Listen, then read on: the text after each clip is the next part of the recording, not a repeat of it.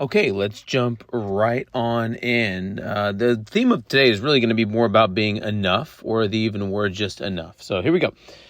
Nobody is going to come along one day and convince you that you're enough. Yeah, I feel like often we want others to validate what's going on. We want the world around us to validate our decisions or our life choices or our appearance or our value or whatever it is. But you're going to be waiting forever. You're literally going to wait. You're going to die before the world is going to actually validate you, because it can't.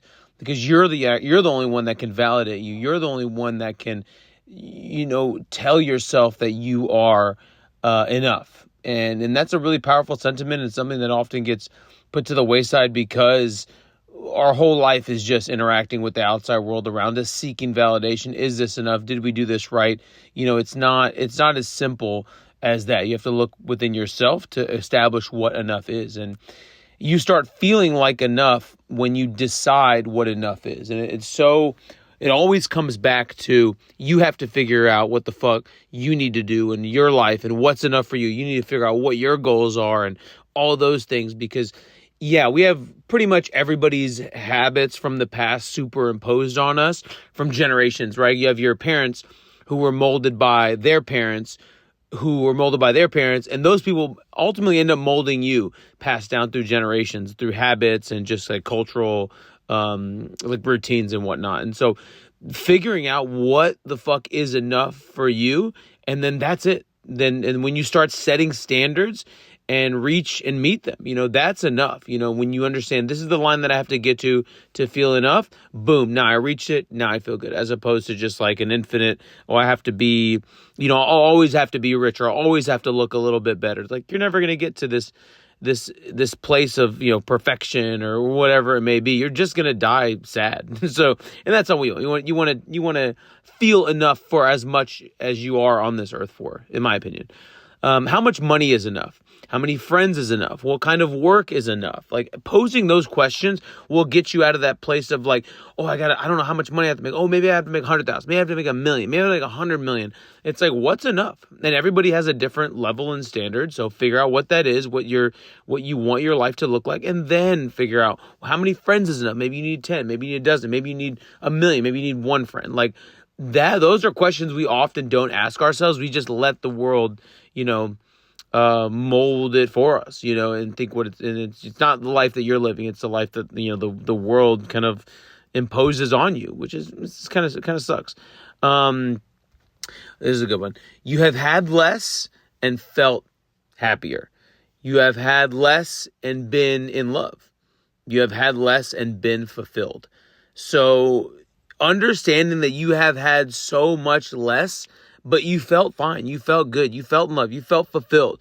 And so it's easy when we're at this place now, and we forget kind of where we came from and what we didn't have then, and how much happier we just found ways to be happy. So continue to find those ways to be happy without having to add more to the equation, because more is not better. More is just more. Decide what enough is, and stop trying to win a made-up game in your mind. Yeah, I mean, most of life is pretty much just one big made-up game, and the fucked up thing about a game is you're either going to win or lose. And it sucks, because when you win, the game's over. When you lose, the game's over. So, like, don't think of life or all these scenarios as a game as much as it is just like this infinite journey of understanding who you are and showing as much love to yourself and others. But just figure out along the way, what is enough? What is enough? What is enough to be content? Not even just this super, I got to feel so fucking happy all the time. Just be content. Just be, you're alive, like that technically should be enough for really everybody. But we get caught in that top, that 1%, wanting a little bit more. You're on the treadmill forever on that one.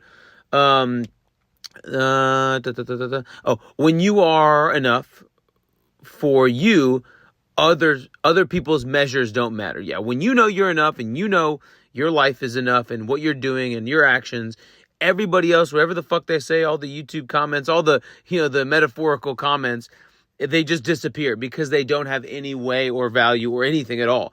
Because you know what enough is. You know what makes you happy. And someone saying something, whether if it, kind of strikes a chord or not, it won't matter because that's their life. Like, no one is going to tell you how to live your life. They can come close maybe, but even then it's such an over, simplification, exaggeration of who the fuck knows. How the fuck is anybody going to tell me how to live my life? You figure out how you can live your life in your own context, and what everybody else says, it's such a fun house mirror of what they think is actually going. They see the surface. They see the final result. They don't see anything in between there. So do your damn thing, enjoy your life, and fuck everybody else. Kind of. When you no longer see life through others' eyes, you get to see and feel and create your truly beautiful life. Yeah, if I'm always looking through someone else's lens, that means my perception's a little bit distorted because it's not exactly what I was supposed to be. So the image is kind of off. And so then I start making missteps and miscalculations because I'm living based on somebody else's trajectory, guidance system. And yours is so specific to you. And so understanding who you are and what you need and what's important to you and how you to live in coherence with whatever the fuck you were supposed to do here, that's the juice. That's the shit that gets you going forever and ever and ever and ever. Not like another person's lens and perspective. It's total nonsense. They're just giving you their best opinion based on what they've done. And they haven't done what you've done. So just take it with a grain of salt. When you decide, hold on, that's the same one.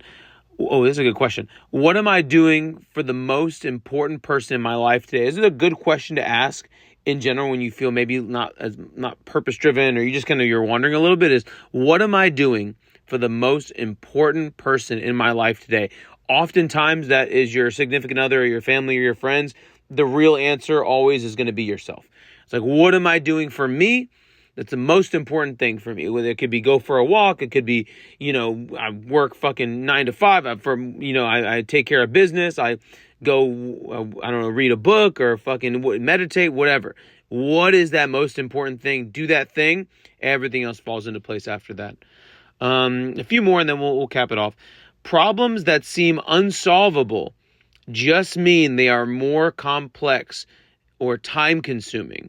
So it's like, early on, you're like, yeah, there's no way I'm going to solve this puzzle. Like if you're a little kid and someone were to show you algebra when you were fucking 4 years old, you'd be like, dude, I'm never going to be that fucking smart.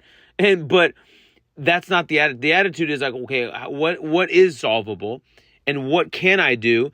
And if I keep stacking up these cans, I can't do that and can't do that. You just get to a point when you could do anything and everything. You just have to dial it back a little bit and solve a little bit more simple problem and move up in complexity. You don't have to figure out, okay, I'm going to solve the complexity of, purpose and meaning in life. It's like, well, how can I find purpose and meaning today? Not in my life.